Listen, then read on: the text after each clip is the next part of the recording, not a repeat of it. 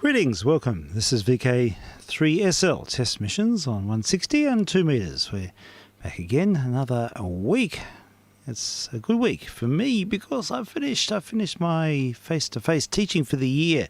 It's been one extraordinary year, and I'm pleased that that is now behind me. I can sort of look towards holidays. There's still a fair bit to do in the next few days, but most of the work's complete, so that's a huge relief, to be honest. Well, folks, but I have to have a short missions tonight for one simple reason, and that is that very early tomorrow morning we have a troop of about half a dozen people descending on us to help move the caravan. Around the back, we've got this old 1953 Carapark van, which has been in our driveway for a better part of 3 or 4 years. And it's all restored, but it needs to be shoehorned around the back where it'll serve as an extra space. We're running out of rooms in this house, so the caravan will offer us a bit more, extra space for people's needs, including my needs, to be honest. I spend time in the caravan every week. Every Saturday night I sleep out in the caravan. It's very, very pleasant, but it won't be in the driveway anymore. Well, that's the story. So early tomorrow we'll be out and about. So I'm going to go in for about an hour tonight. So I've just sent Frank a link, and shortly we'll usher him in and we'll just have a bit of a chin wag, I think, and play a couple of 78s. And next week we might do something a bit more comprehensive. We'll see. But the name of the game is spontaneity. So we just do things off the cuff, and that's the best way for me. Okay, what other things do I... Oh, yes, I do want to mention that Mr. L has his missions tomorrow night. I enjoy listening to them. I record them every week, and I listen to them over the course of the week.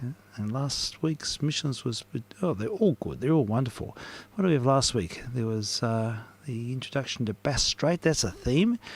Bass Strait, Deal Island, that's all happening in January. I can start even thinking about it now, where it hasn't even been on my personal radar, because I just haven't had enough brain space for it, but I can start sort of looking ahead. Yeah, we heard the Stephen Murray Smith article, I think, last week, and we heard the Roosevelt infamy speech, and what else? Oh, Brunswick brevities, that's right. Yeah, it was good. So we'll no doubt hear more tomorrow evening from Mr. L, and he casts on 147.475 on Channel D, as I am at the moment, as well as 160 metres. Well, over the week, we've been playing quite a lot of ethnic music, sort of the ethnomusicological dimension. It's been good because I've needed something that's a bit more exotic, and I get stuck in a rut otherwise, and I've enjoyed the experience. And amongst them was some Romanian music, the music of a band called Taraf Taharuk. Remarkable ensemble. Virtuoso musicians who really draw upon the deepest folk traditions of Romania. So I reckon we'll kickstart with a Hora Moldovesca recording from Taraf Taharuk. And I'm vk3sl testing on 160 metres.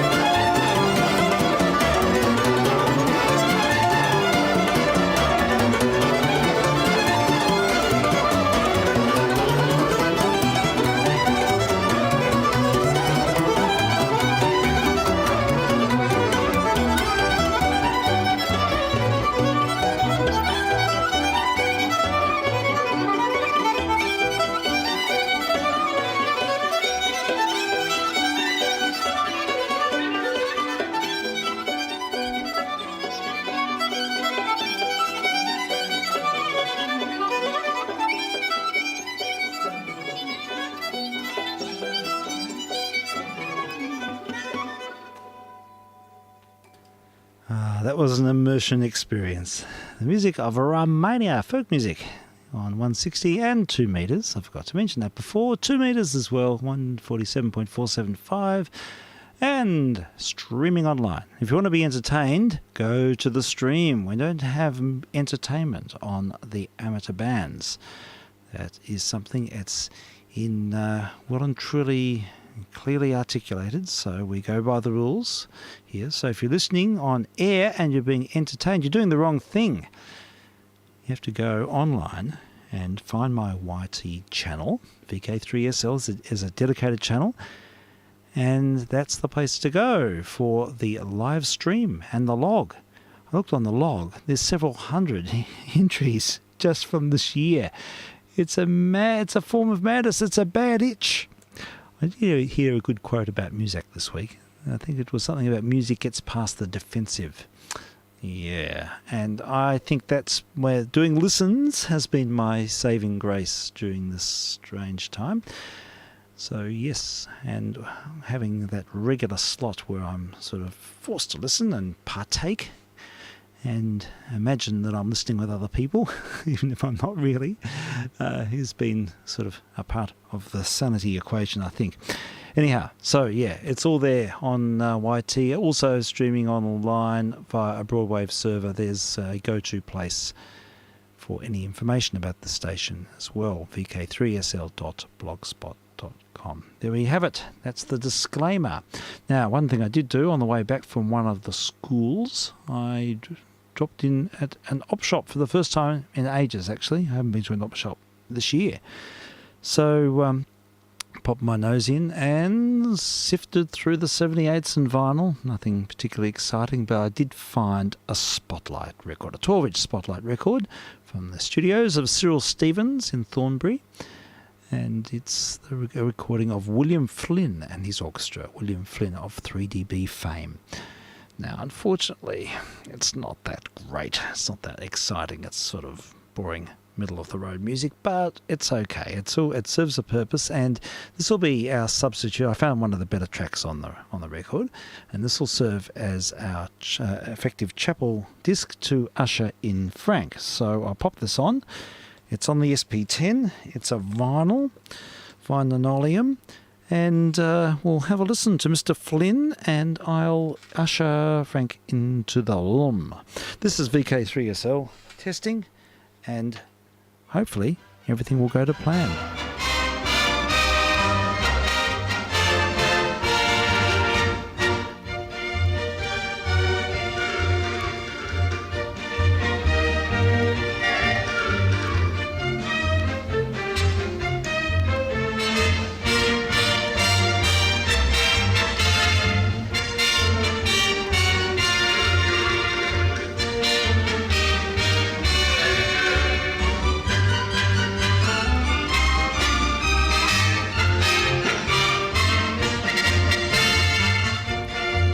Okay, I think we're online. Are you there, Frank? Can you hear me? Yes. Hello, Steve. Hi, how are you, Frank?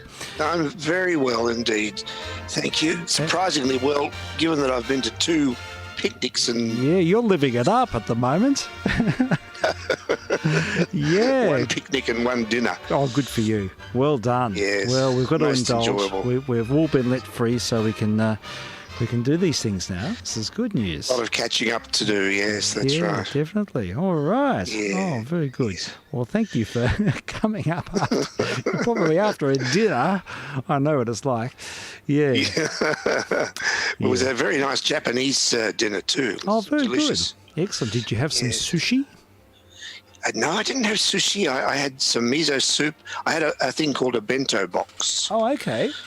That sounds good. And that's a lovely compartmentalized box with all sorts of different foodstuffs in it. Okay. Some lovely raw beef and all sorts of things. I can picture them. They're sort of like small samples of food in a like a grid. Is that right? Yeah, that's exactly right. But if you put them all together, it's quite a big meal. Yeah, sure. Cumulative. Yeah. Highly Okay. delicious. Oh, very good. Excellent. Well, our Japanese correspondent has come home as from today. That's what Oh, good. So Mr. Good. H is back here. So yeah, he's Excellent. presently setting up his room. So that's all Good. good. So we're back united Wonderful. as a household again now. That's terrific. So that's it. Well- That's the big excitement here. Yes, well, you've got holidays to look forward to. That's I'm wonderful. looking forward to it. I am. I can't wait actually to cut loose. And there's still a lot of wrapping up to do next week, but I will have some headspace next week. So I'll be catching up with people with any luck. Yeah, so that's good. So yes, well, look, we've had our ongoing. Did you get to hear the shadow this afternoon? I think Yes, it might have I been. did. It was very like the one that I Similar? have in mind. It involved the head, Ooh. but my one was a genuine brain taken out of the head. Did they crack the egg? Did they? Oh, they did this. They opened the head and took the brain and put it in. Oh dear! I'm sure that's where Roald Dahl got his story from because he had it. Very likely, very likely. That was on in about 1950. The ones that you're playing now, I don't think I've ever heard. Okay. Because they were on in 46, and I was even at my advanced year, I wasn't listening to The Shadow in those days. Sure. Okay. Or anything too much. But fair enough. well, maybe you will get to the brain. Well, we might the see living it brain. there. Sure, I'll look I out think for it's it. called the living brain. I think something like that. Well, we might be able to refer to our brains trust next week, maybe. Yeah, no pun intended. That's right. So look. I've been compelled by these episodes. They're very well made, aren't they? I mean, they're high production. They're pretty involving, even though it's kind of rubbish, or you know that it's it's impossible. They still involve you, don't they? They do. They're gripping, and they've got pace, and it's quite electrifying. I find myself They're sitting here. extremely well acted. They are. I'm frozen to the spot. Yeah. And I was always thinking, I'm going to do something else, and then I never do because I'm listening to The Shadow. So just imagine you were a small, impressionable child. Oh, yeah. Listening in bed alone. Oh, no. It would be a terrifying experience. Just before you went to sleep. Those voices of authority, they're I know. extraordinary, isn't it?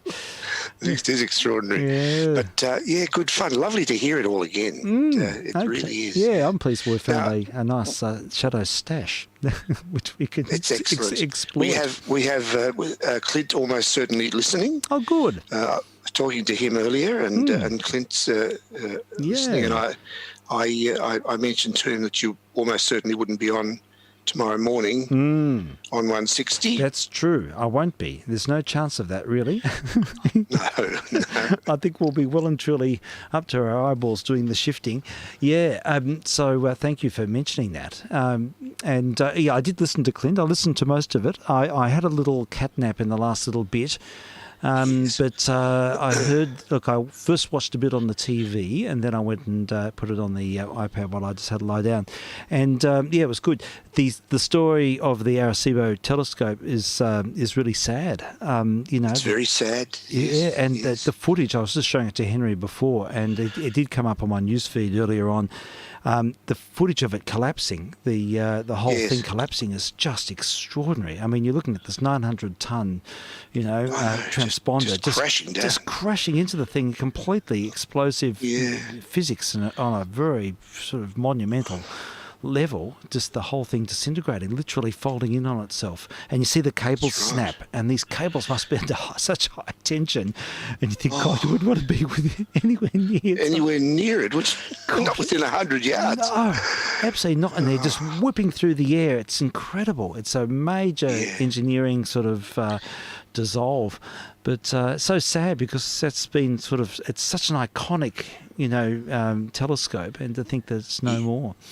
Yeah. There's a lot of information coming out. One thing that Clinton mentioned was that he'd read that it only had a projected design life of 10 years, Is that which right? I find incredible, that Yeah. you would put so much resource into something that you only expected to last for 10 years. Gosh, that's staggering. I didn't pick that one up, but that's incredible. No, apparently the designer, that was his project figure, projected life, about 10 years. But it's hard to see that you'd go to that level of trouble for something that was going to last 10 years. Absolutely, 1,000 foot across. It's extraordinary. I mean, it's a major engineering feat to think that was the original design. Yes. Oh, well, gosh. Well, it certainly outlasted that. What was it, 57 years, 60 years? 57 years, yes, a remarkable thing. It is. Incredible. Remarkable, absolutely. Yeah, definitely. Well, okay. Well, another thing another theme this week has been for me discovering the playing of Huberman, fiddle player. Yes, you played Huberman. I've been playing quite a lot, and I've played 2 Bach concertos recorded in the 30s, which people have. I heard them. Lovely. I love the playing. It's old world playing. It's that 19th century style. Lots of slides. Yeah. But it's highly individual playing and a very interesting concept of the music. I find that the way he uses extended techniques is quite involving for me as a musician. I find it really interesting to listen to, and extraordinary tone colours and very interesting use of the bow. Nothing's ever the same. He's got this fertile imagination which is really evident in the music. So yeah, that's been an exciting one for me, because I remember listening to Huberman a lot when I was younger, but I haven't really sort of in more recent times, and it's all come about again since finding these recordings online. It's been great. Yeah. It's incredible the amount of stuff that keeps coming and coming, isn't it? It's so exciting. It sort of adds a whole lot to what I'm doing, because you're getting much more higher quality transfers, and the great thing is there's got people's comments, so it brings up a conversation every time, which I think is always quite compelling. See how people are responding to these things. So yeah, that's been good. So I thought that I haven't got time for a lot tonight, but I thought I went through the 78 shelves and I found a couple of tracks of Huberman, and I thought it might be fun to play them. Please. Yeah, so one of them is a recording of Tchaikovsky's Melody. It's just a... I know them, yes. Yeah, I know it's quite a famous little tune. And so I think it's made in the mid-1930s. It's off the original 78. It's one of the Australian laminated pressings. It's fairly quiet, although I've got no noise reduction. And we'll start with that, and we'll have a listen to this. Good. And I think for those who are not aware, Huberman was a child prodigy in the 19th century. He was born about 1880, and he really sort of took the world by storm as a young virtuoso, and to the point where he performed the Brahms concerto to Brahms, and Brahms went to the concert along with Mahler, a young Mahler, and Brahms and Johann Strauss all went to this concert to hear this child play, this 10-year-old or 12-year-old play the Brahms concerto, and Brahms went there to admonish him. He went and sat in the back row because he was prepared to walk out, and he was quite furious, quite incensed that a young person... He thought he was just a wunderkind who was not really... And, who didn't have he didn't think any child would have the emotional depth to play. I mean, the Brahms concerto is just such an epic piece. It's full on. So full on. It's emotionally wrought, and it's larger than life. So Brahms went along to the performance to admonish this child. And anyhow, the story is that he played ravishingly beautiful playing, and Brahms was moved to tears. He couldn't stop crying. And, oh, my God. And he said he would go, he made a public statement that he'd go out of retirement and write a fantasia for this kid. And he started writing it, and then he died. So sadly, what a shame. It never happened. But look, so there's this beautiful story of his association with Brahms and the music elite, and Mahler and other people who heard Huberman play at that time were really impressed by this kid. And he actually made records for Berliner discs in the late 1890s as well. I think I played a couple the other night. And he was one of the first sort of large, big-name fiddle players to record. So that's really significant as well. So he's a really interesting character, but highly individual, and you can't really pigeonhole him. You can only say that he comes from the Jewish diaspora. He embodies that cantor tradition, that beautiful singing style, lovely sense of line, and all of that wonderful tone colour that goes with the Jewish vernacular and the way that they sing. So you can hear those qualities in the playing. But we'll have a listen to this, see what you think, and we'll cut to the chase and have a listen to Mr. Huberman from about 1932 thereabouts, and it's the Tchaikovsky melody, vk3sl and vk3jr.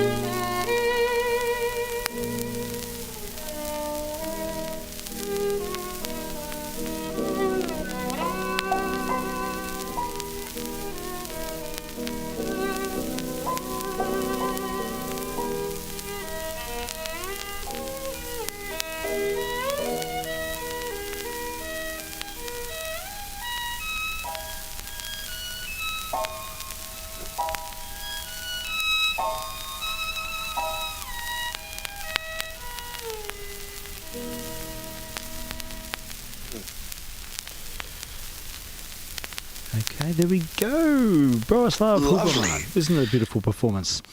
What a lovely tone. Oh, yeah. It's sort of sweet without being cloying, isn't it? It is. I agree. I know. And the other thing he's playing has that diction you hear with a lot of the players of that generation. It sort of speaks to you. It whispers to you as well as sings. It does. It's conversational, isn't it? It is. It's intimate. It absolutely is. Yes, it's got its own brand of ASMR.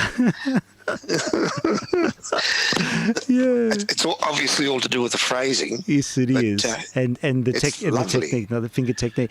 So yes, there's it's a very personal playing, and I'm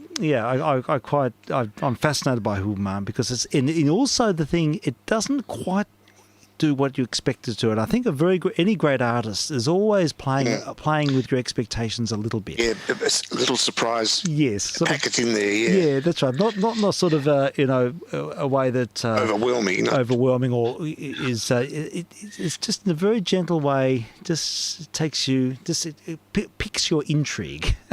It's well put. I don't know. It's something like that. But I do sense that with him. I always find I'm deep listening. I'm sort of drawn into the sound world of players. And those Bach examples I played during the week, Kate and I were preparing dinner one night while I was listening to one of those, and she was overwhelmed as well. And really, and we were both just stood there with knives and dinner utensils, preparing the meal in suspended animation, listening to, and Kate kept saying, "Oh, this is the most beautiful playing," and it was lofty and just so felt. And I know that Huberman used to say that he could never perform a piece unless he lived it. So he had this aesthetic of he had to let the music percolate and be in his DNA, so to speak. Take him over almost. That's it. Yeah. So now I've got a surprise during the week because there is a recording, an off-air recording of him playing the Brahms Concerto, made in 1946. He's much older, and it's just before he died, actually. But he's still in very good form, and it's it's so historically important because, as the story goes, I mentioned before that he did play it for Brahms in 1894, I think it was. And so, he was a kid. Yeah, so 1893.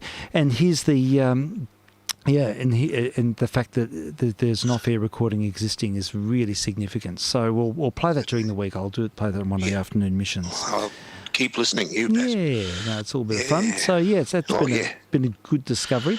Now tell me, how did your U3A jazz party go today? It went very well. We went down to the park at the bottom of our street. We found a nice little corner, and we brought out our sandwiches and our wine. Oh, very good. Outdoor gathering. Nice. And we had about 8 or 9 of us. Great. And I brought my DAB radio so I could listen to ABC DAB Jazz Channel. Okay. Have that going in the background. Tremendous. And we were there for about 3 hours, and then came back to here, some of us, and had some coffee. Oh, very nice. Because that park's just the end of your street, isn't it? It's just it is indeed. Yes, just walking distance. Oh, tremendous! What a great thing to do.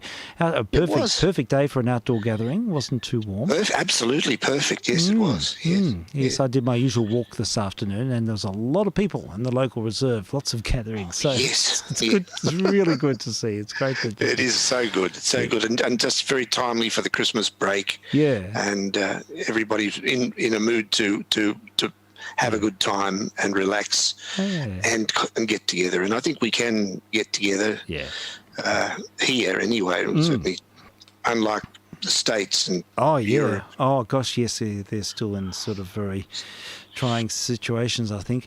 But no, we are fortunate that we have we're able to mingle, and But it sounds. No, that was excellent. So the DAB, that DAB channel is do they have? Is it constant new material, or do they cycle things? How does it sort of work? Do you get an idea of?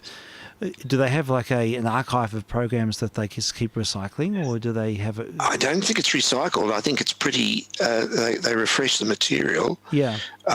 And they don't announce the titles of the numbers, which is a nuisance. Yeah. But they put them on the screen, so yeah. But there are. I think I could read it if I listened on my computer. I suspect the computer would read it. Yes, I've got to look further into that, because if it doesn't, I'm going to recommend to the ABC that it would be very easy for them to have something which read the digitised voice. Of course, it would be just a systemic thing. Yeah, for sure. Okay, so in terms of the program material, in terms of the program material, they do have some programs regularly on a daily basis, I think, where they announce the titles, and they have a guest. They have a guest of the month, a guest artist of the month, who talks about their own work and plays work that they think is particularly close to them and dear to them. Okay. So it's quite a varied program list, sure, and very well worthwhile. The materials all well chosen and very widely varied. It's very good, I think. Oh, that's excellent, Frank. Is Jim McLeod still at the helm for that? No, Jim's long gone. Jim finished up. He retired. No, sorry, not Jim McLeod. Mal Stanley. I mean. Oh, yes, he is. Yes, he is. Yeah, Sorry. Yeah. Yeah, Mal's still to the fore. And there's another announcer there called Megan Bursland. She's a younger woman. Yeah. And she does a good job as well. They're obviously both into it, as it were. Yeah, sure. And so it's very worthwhile. I used to love listening to Jim McLeod years ago. Jim was one of my sort of people that got me really interested in jazz, actually. He just had such a laid-back approach. I loved it, wasn't it? Yeah. It's just so relaxing and unpretentious. And, yes, he was. He was great. He finished up doing a program on 3 PBS on Saturday mornings. That's right. And is that still going, I wonder? The program is he's left it because he went to live somewhere, I suspect up north in Queensland or somewhere like that. Fair enough. Okay, because I did listen to that for a while. After he finished the ABC, I used to listen to PBS jazz program on Saturday morning, and it was really good. It was terrific. But the present guy's a young bloke, and he does a very good job. Sure. But Jim had the background to it, and he knew quite a lot of the people involved. Personally. He had the most amazing archive. I got to see it once. I was doing something at the ABC, and I was in the I think it was at Ripon Lee.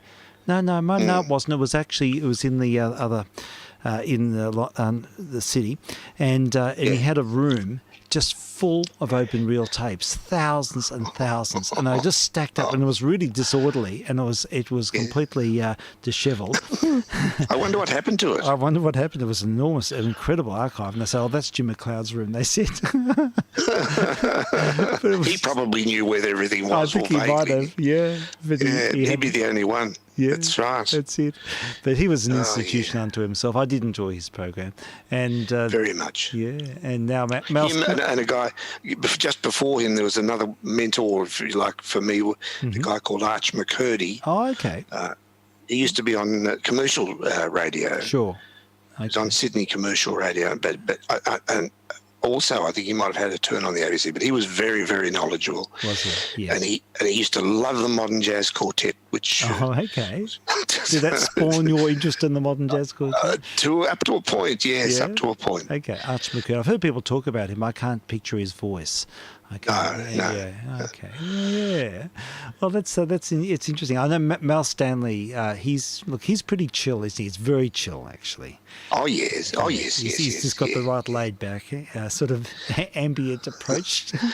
Well, it's a very I was going to say studied style. It's not studied, but it's a style that jazz presenters sort of go for, so that they don't sound like DJs. Yes, I know. There's a very definite sort of demeanour, isn't there? That they don't get too enthusiastic. They really don't want to sound like rock jocks. No, exactly. It's the antithesis of that in a sense, because they're sort of an emotional guard, but that's the way it is. It's good. I mean, I enjoy listening to those programs. Well, that's good. So Mel, you don't hear it on mainstream ABC FM anymore, do you? I'm afraid not. No. They've just chosen not to do. You can hear it on TV, of course, on one of the channels. I can't remember what it is, but it's available.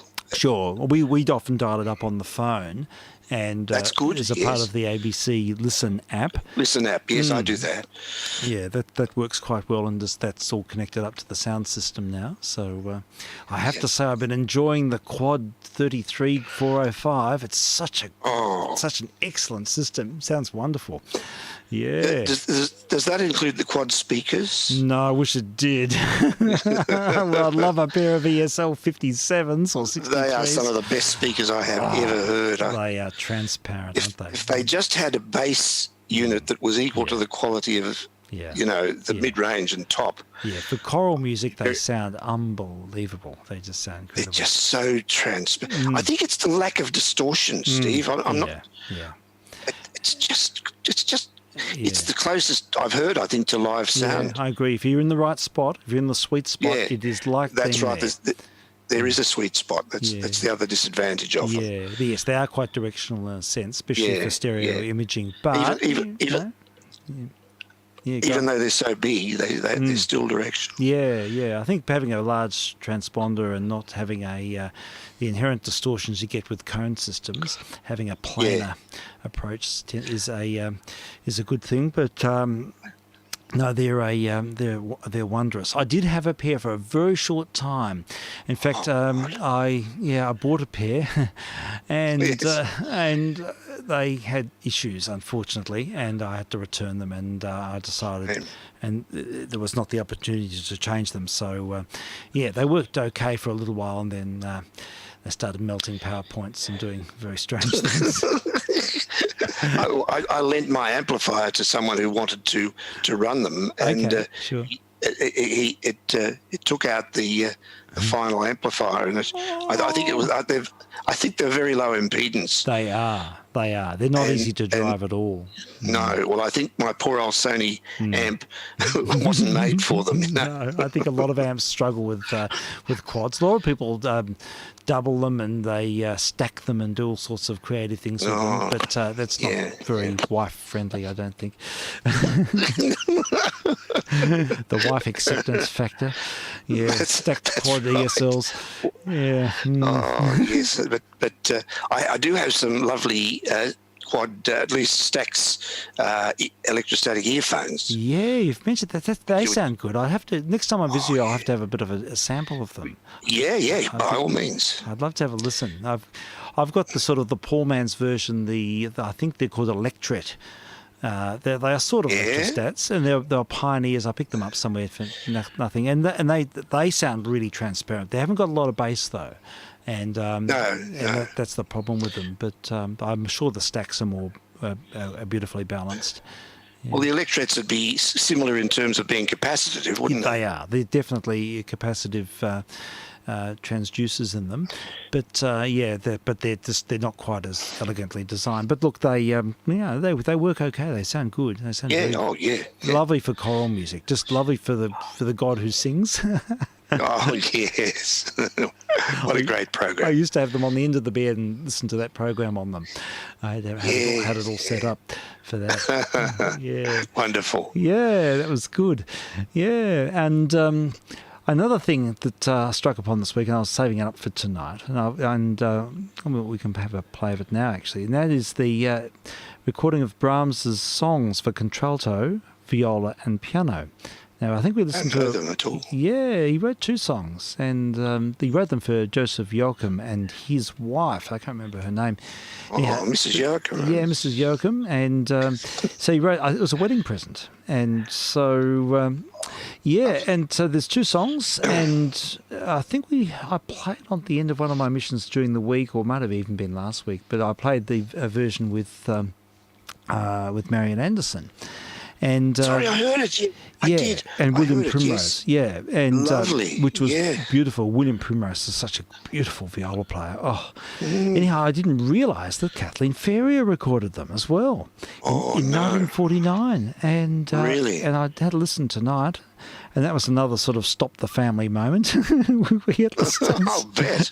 And it was. It's just to die for. It's so beautiful. So look, I think we'll hear this for the next few minutes. And and I can't remember the viola player. Is it here on the list? But on this Max Gilbert, it says, and Phyllis Swore was the pianist, and Kathleen Ferrier recorded in 1949.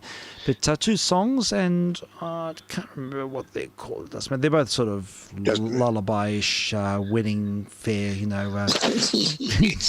wedding gift fair, if you know what I mean. Yes, I do. I do. I think the songs are by Ruckert, who's the same guy who Mahler wrote his Ruckert Lieder, but Brahms used that same source, I think. So, let's have a listen to Kathleen Ferrier, 1949, vk3sl test.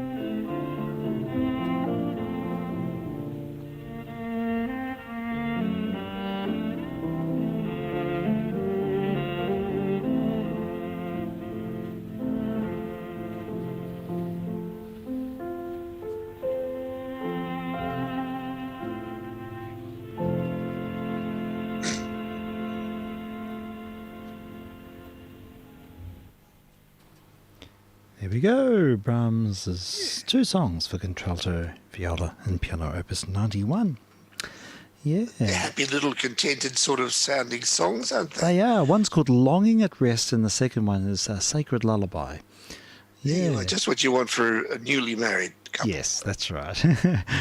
Sadly, that marriage didn't go very well, apparently. Sorry. Poor old Joachim and Amelie. Yes. I don't think it was a happy union, but never the mind. The Brahms did what he could. Did what he could. Not his fault. That's right, exactly.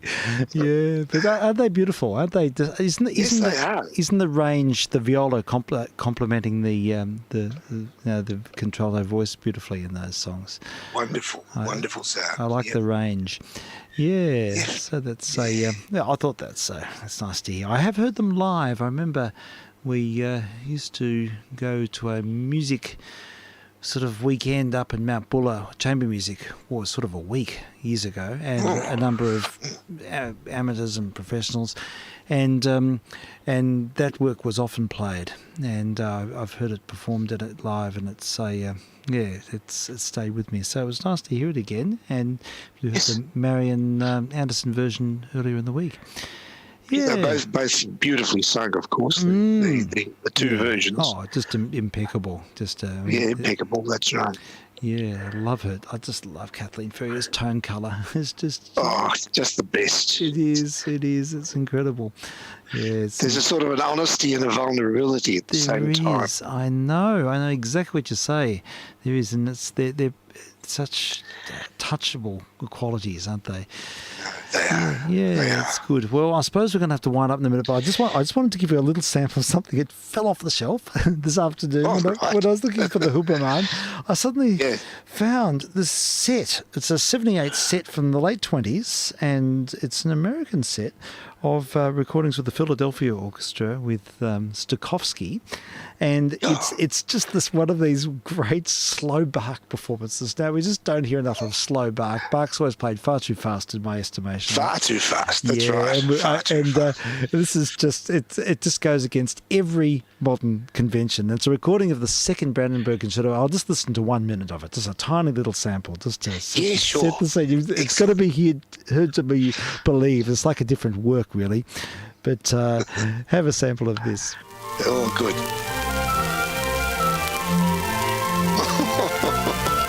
Isn't that wonderful? It is.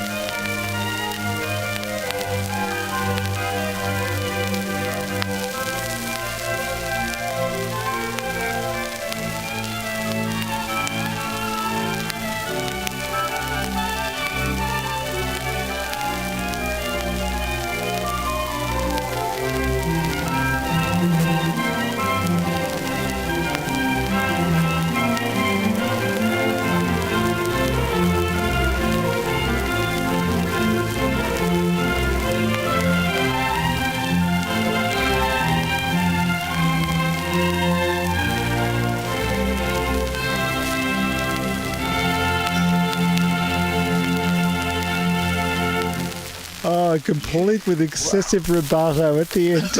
At the end, it's even slowing down more at the end. Lovely Rowan toned down. It was. I love it. That's the slowest I've ever heard it. Yeah, likewise. I couldn't believe it when I first sampled that one, but I just think it's so sincere in its own way. You know, it's got a it's great, and it's all large forces and. Yeah, they milked it for all it was worth. They sure did, and then a bit more, I think. And a bit more, yes, that's right. Everything to excess, as Mr. Stokowski. Yeah, Mr. Fantasia. That was wonderful. Yes, that's Mr. Fantasia, that's right. In 7D sound or whatever.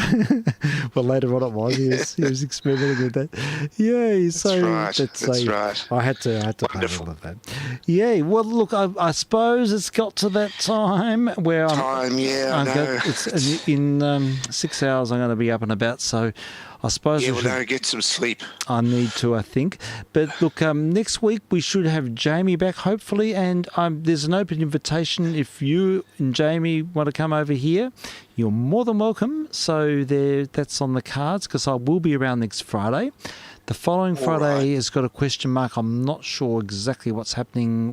I'm doing a walk at the prom for a few days, and I may or may not be back on the Friday. We'll see. And but anyhow, look, we can leave that one open and discuss it during the week. But Jamie, I'm not sure where I'm going to be Friday. Yeah, I'll be able to hear the missions. Whether I'm in a position to come over, I'm not exactly That's sure. Absolutely fine. Whatever's easy, or come in via Zoom. It doesn't matter at all. No. Jamie's expressed an interest in coming over, and I said that. Yeah, I know, and I have such an interest also. Yeah, so anyhow, we'll talk through the week anyway. Yeah, we'll just see how things go. Whatever's easy, and it doesn't really matter how it works out, and whatever's convenient and comfortable for everyone. And one way or another, we'll probably have an OTR session next week. So we'll look forward to it. Indeed. Yeah, you bet. I just want to take 1 minute to talk to tell you about what I found out about Bill Armstrong. Oh yes, please. Because you caught up with Maureen Sherburn during the week, didn't you? I did, yes. We had a nice half-hour talk to her. Oh, great. Good. Okay. She's a font of stories, and she loves to tell them. She's wow. Her husband Neville and Bill were very close friends, of course. And she was saying that Bill was always very, very into the intricacies of the equipment that he was using. Sure. He had a great, and she said he still goes to great pains to maintain it. I think you may know this, but he's still got the wire recording equipment that he used. Yeah. And he maintains that, and he can still play the wire recordings on it. Yes, and that's good. Yes, well, he had my wire recorder for about 5 years. And, did he? Yeah, and I took it back mainly because Dave made a video on it, and I sort of just thought that I might hang on to it here and just lend it out to anyone else who's wanting to dub off wire recordings.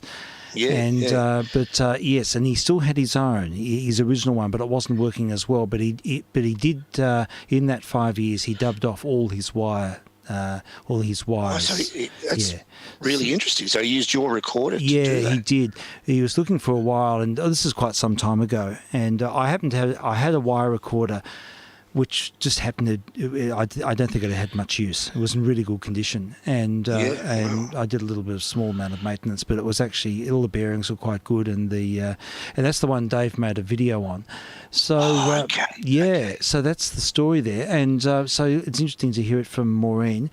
But is his health's okay? I mean, he was in hospital earlier in the year, but she said he's pretty good. Okay, sure. He doesn't drive anymore, but Glenys, his wife, drives him around. Okay, sure. And he still gets about, and he still goes into his studio, you know. And, sure. Well, I'll have to catch up with him there. I'll zip out there one time, and because I was there just before lockdown.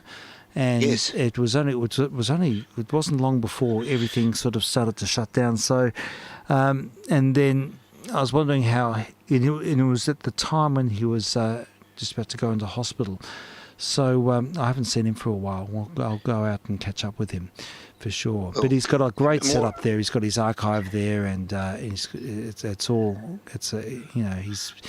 hell bent on re-releasing some of his recordings and the stuff he did with Neville as well. Maureen says he's very generous in terms of giving information to people who are interested. Yeah, he is very generous and great raconteur, great storyteller. Last time I was there, I did about a 2-hour interview with him. And, but I told Maureen about that. Yeah, it was good. It's really going to be interesting, but it'll have to be transcribed because the air conditioner was on, and what a shame. And now I've got lavalier mics now, which would make the whole process a lot better, a lot easier. Yeah, but the little recorder was a bit noisy. But look, at least his story's there, and I was particularly interested in quizzing him on the very early days when he was making transcription recordings, and yes. He had his own labels, he had several labels actually from the very. Did he really? Yeah, he was very enterprising. And no wonder he had such a success because he was very. He certainly, his name was out there from the very beginning, really. But yes. I'm sure Neville's story's been told and written about too. But it'd be good to hear. I wonder if anyone's recorded Maureen talking about Neville Sherburne. I don't know. I don't. But she certainly. There's the full bottle on it. She was with him all the time, I think. Wow. And he actually bought as I understand it, he bought the label from Graham Bell. Is that right? How interesting. That's swaggy, isn't it? Yes, swaggy. Right. And then of course he recorded Graham Bell from then on, and a lot of other trad jazz people. Sure. And he and people like Smacker Fitzgibbon and okay. a lot of sort of what's become to be Australiana type jazz. You know. Yes, it's a particular brand, isn't it? So it is. Yeah. So she gave you some CDs.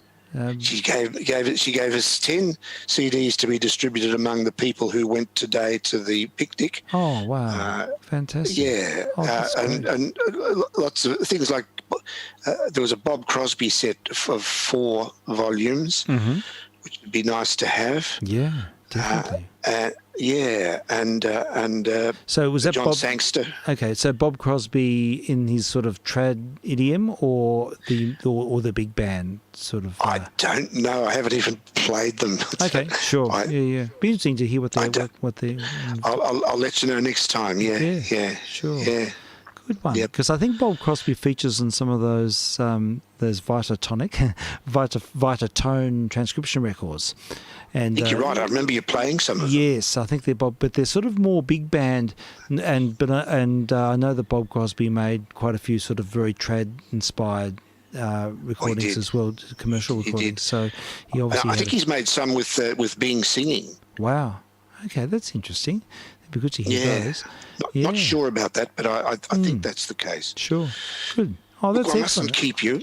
No, that's great. It's great that you had a chance to catch up with Maureen. I know it's been on the cards for a while, and yes. Well, I'll certainly be seeing more of her. If she recognises that you have a genuine interest, sure. Like all of us, if you find somebody who is not just sort of casually interested, or not just being nice, or someone shows a bit of commitment to the cause. Yes. Yeah. Okay. Oh, that's great. Yeah, nice to hear. All right. Well, we'll certainly keep in touch there, Frank. And yes, Steve. I'll wind up, I suppose. And as much as I like to keep, I'm sort of having I'm getting my second wind. But I know, but don't let it take you over, because you haven't got the time. That's it. I don't. I'll feel like crap tomorrow if I persevere. That's it. So I'll wind up with here's a recording, just the middle movement of a Mozart concerto, and with Mr. Huberman again. And this is from one of the Mozart violin concertos, number 3 in G. And this is the one with the gorgeous middle movement. And so we'll play this as a finale, I think, today. So thank you, Frank, for your company. Thank you. Thank you, Steve, as always. Yeah, and we'll look forward to catching up next week. Big OTR missions. Oh, great. Well, thank you, everyone, and we'll look for. And I haven't specifically mentioned anyone today, but I know that Mr. Fleming. We all know. We're all thinking of you all. Yes. There's quite a few out there. So yes, you're all being lumped together today. Jamie, I'll be in touch through the week. Yes. If you're listening. Yeah. Okay. Cheers for now. This is vk3sl now going clear, and all good wishes. Cheers for now. This is vk3jr saying bye-bye to everyone.